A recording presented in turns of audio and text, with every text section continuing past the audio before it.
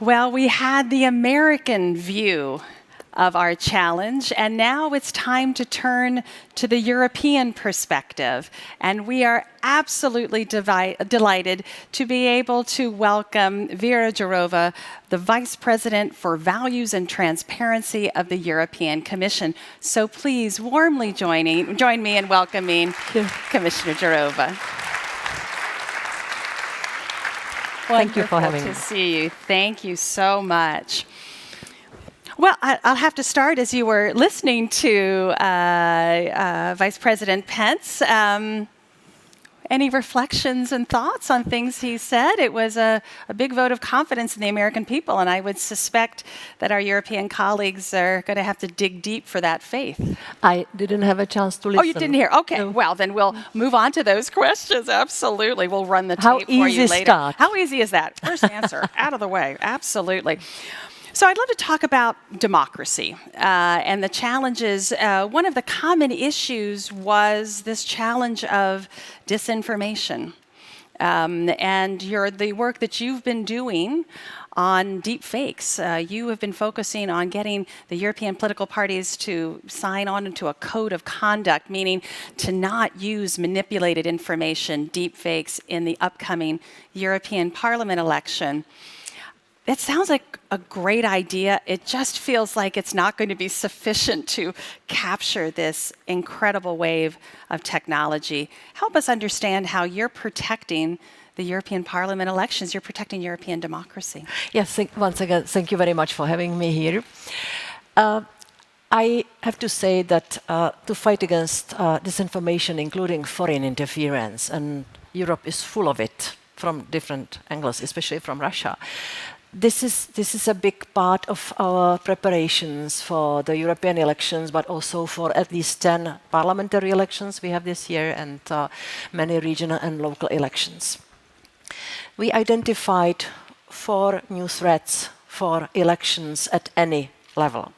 First of all, cybersecurity threats. And our member states are doing a lot, investing into the infrastructure so that it's more ready for the attacks. And they are coming every day.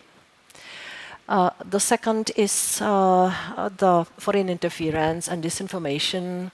As you mentioned yourself, we have now good data from different sources which show that there is a lot of foreign interference, especially coming from Kremlin, but also from China, from Iran. I will not mention further states, but one thing has to be said, that the foreign interference through disinformation cannot be successful without using the proxies who are based in the EU member states. So it's a complex issue, and we have solutions or remedies or measures against that in the legislation, and we will trigger all the measures possible because we are now several weeks ahead of the elections. The third threat, and it's the newest one, is the AI. Maybe you will agree with me, but I'm old-fashioned in the conviction that the elections should be the free and fair competition of real people and visions and ideas and the dialogue and communication of people to people, and not of the robots, not of the AI technologies. European elections must not be the competition of who can use and abuse better the dirty, manipulative technologies. And this is what we signed. I wanted the political parties to sign the pledge that they will refrain from using disinformation and deepfakes. I also asked the technologies to do more against the deepfakes. So in other words, I asked them last year in summer, and in other words, I asked them, please develop the AI technology, which will detect at the time of the deepfake being born that it is the deepfake, so that it can be either labeled or removed. So now we have such agreement of the big tech. They are they promised to do it, especially now in the campaign before European elections. At this moment, it's just gentleman agreement, but in our AI Act, which will come into force later, we have exactly this request, which is legally binding obligation. And speaking about the threats to democratic elections, I also have to mention the role of the independent media. Because the threat or the risk which I want to mention here is the weakening of the role and position of the traditional media. And it's not only because of the lack of finance, but also because of the lack of interest of people to keep reading the texts in the normal newspaper or on TV or in the radio. More and more, now more than half of the population only takes Social news media. from the social media. Also, we have, I think it's in relation to the war in Ukraine, such a new phenomenon which the experts call news avoidance. The people want to avoid reading news, so there is a leaning towards more entertainment and these kind of things. Elections in the EU will be, I think, the key moment which will decide the direction of travel for the EU. Not only European elections, but also the national elections, because we have a strong method to be united and to do things together. But every national elections have influence on the dynamics which we have in the EU and in the institutions. So that's why it's our eminent interest to keep to have the protection of the elections as high and strong as possible. Is there one thing that keeps you up at night? That's always the favorite moderator question. What keeps you up at night before the European Parliament elections? Is it the proxy groups? Is it the social media? What are you concerned about? Not only now, I already had some sleepless nights. You already have? Last okay. year, some years before. I will give you a very frank answer. Please. I am really nervous about all the possible successes of the Russian propaganda in the EU. When we look into the data, we saw that Russia started very intense disinformation massage campaign already right after invasion to Crimea. Already that moment, we could realize that, or we could have realized that he will continue.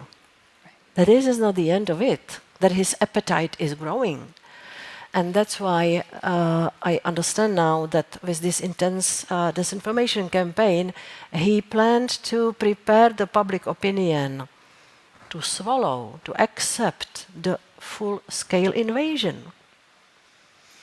And I have to say that we saw between 2014 and 2022, when the invasion started, we saw different waves of disinformation, different strategies, different narratives in different member states. And it was culminating towards the day of invasion. And the day after, the sympathy for what Putin is doing dropped down from 20-25% to 3 or 5. Very low. The shock was so big that the people reacted in the smartest possible way. Let's not believe the aggressor. But in the meantime, Russia was very successful in depicting themselves as the victims and Ukrainians as aggressors. This is the most frequent piece of disinformation we see. So there was a gradual rise of, again, the understanding for Russia.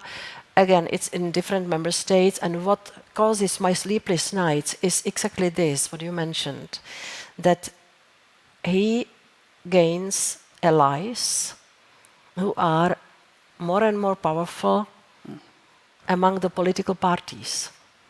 So we have member states where his allies are still outside the parliaments, movements, parties, individuals, people doing it either for the money or because they believe in the truth of Russia.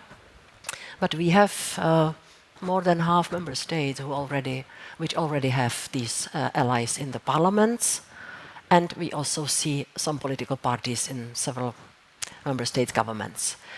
And this is very varying trend. And honestly, I would like to do everything to stop this. That's why we have all those measures also to decrease the impact of disinformation on the public opinion. Because let's be mindful of the fact that we still protect the freedom of speech as the primary principle.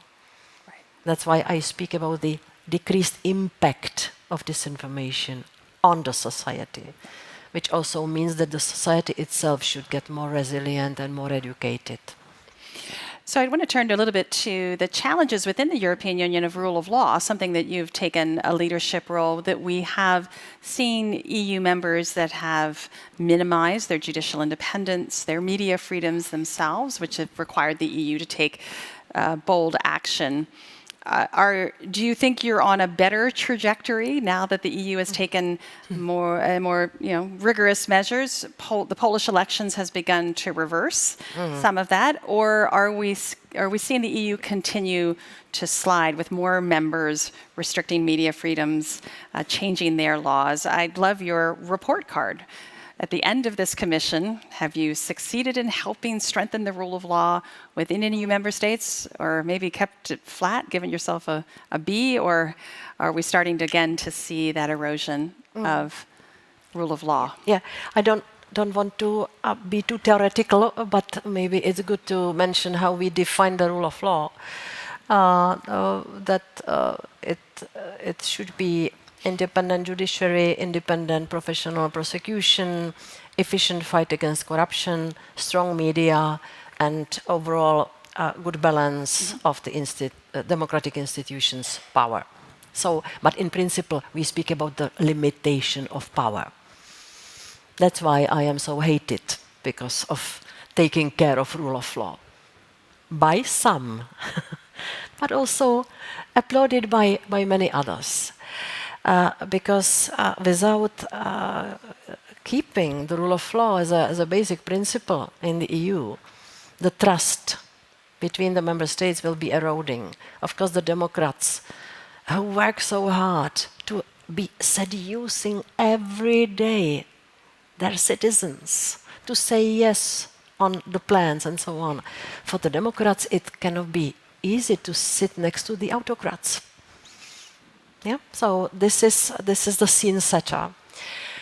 Because we saw the tendencies in some member states to decrease the independence of judges, to weaken the situation or position of media, to shrink the space for the civil society, to decrease the academic freedoms, and to tame the state administration.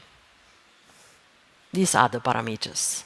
Because of all these tendencies, I already, in the last mandate, proposed that we should do the annual report on the situation in all the member states. Because what I heard, especially from Poland and Hungary, you are only focusing on us, you are bashing us, you are not looking at others. Fair enough. So we started to look at everybody. And now this rule of law report as a preventive tool is appreciated by most of the member states, because they say it's good to have such an objective assessment and to look at how the neighbors are doing this or that. The second thing is more repressive. And it was, again, my proposal from 2018 that we should condition the EU funding by the fully functioning rule of law. Let me just stop you. Do you think it was withholding the money that changed the conditions? Because the EU had been doing so much and warning and sending letters, and it felt like that wasn't getting the attention of the governments that needed. Was that in your mind the right the thing that started to turn the tide? it was not just the deterrence effect which I expected. I really believe that we should apply it. And when I explained the plan to make this connection and to maybe deprive some member state of some money, because this money should not be automatic, it's the money of the European taxpayers, I used the sentence that those who do not understand the values might understand at least the money. Again, it was not a very popular sentence. But I can tell you that only under the financial pressure we see some progress in Hungary, because there were issues in their judiciary system, with their Supreme Court, with their Curia, with their ordinary courts, also in the field of measures against corruption. There were accumulated problems of this kind. And after we applied the conditionality, which is blocking, I think, 7.5 billion euro, we saw things happening in the right direction after so many years. And so I think that this financial pressure combined with good analysis, discussion with the member states about the positive or negative trends, I think it's a very useful combination of the things we should continue to do. We certainly see the linkage between democratic backsliding and being, certainly the proxy groups and the amplification of Russian disinformation, certainly. What would be your advice to your successor in a new commission who would take over this portfolio? What was the one piece of advice you would give them if you could do it all over again? Well, don't take antidepressives too early. It's my first advice, okay? I think that my advice will be, please continue doing these things on the basis of the facts and credible data. Because in this field, you can easily slip into two undesired positions. And I was fighting with it all the time. Either to some kind of passive diplomat, slightly active diplomat, yeah. Going to Budapest and saying, yeah, you may not do everything fine, but you have something good. You know, this kind of... On the one hand, on the other hand. No taste, no flavor. On the other hand, some kind of activism which goes beyond the competencies of the Commission. We saw a lot of very strong resolutions for Hungary and some other member states, strong declarations in the European Parliament. But this is what the Commission cannot do. We are the guardians of the treaty, and we have to stick with the competencies. So the advice to my follower will be keep cold head and try to always have good data, good analysis, and courage, because to work in the fiscal policy or fisheries or not agriculture is a difficult topic now. but in some economic portfolios, simply in the portfolios where you can do compromises, but where in principle 1 + 1 is 2, it's honestly it's easier from some point of view than the portfolio. Well, you have the abstract topic of values where you only can do the assessment, and when you have to rely on the honest dialogue. That's everyday work. So before you arrived, I said that 2024 is a very decisive year, which will require decisive choices. So I'm asking each speaker, in 2024, what will be one of the most defining choices that you will make? I personally? You ask about my post-commission current or after?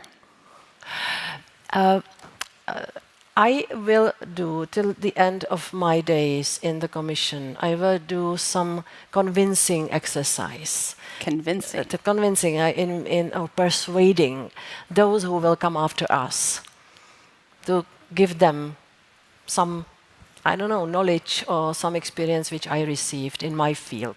And you asked about it yourself. And for the post-commission life, well, not to be the slave of the diary. You'll be Is it freeing enough yourself. big ambition? No, well, I think it's important. I think sometimes, as you explained it, holding the portfolio of values, it's the most important. It's the hardest to quantify. I think you would probably tell your successor thick skin and clarity.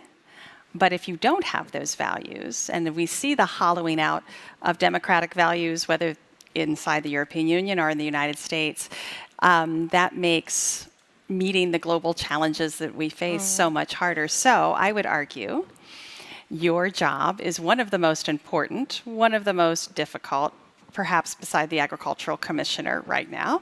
And it's one that you have been very outspoken, and you've been a great partner on, ensuring strong transatlantic This is democratic what I values. really try to do the Well, whole time. there we are. Thank you, Vice Thank President you. Jourová. Thank you Please very join much. me in thanking the Vice President.